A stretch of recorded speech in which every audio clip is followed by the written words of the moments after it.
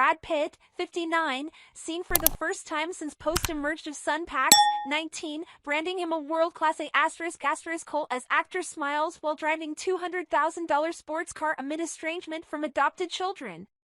Brad Pitt showed off his need for speed on Tuesday when he was spotted for the first time since he was called a world-class **** by his adopted son Pax in a resurfaced Instagram post.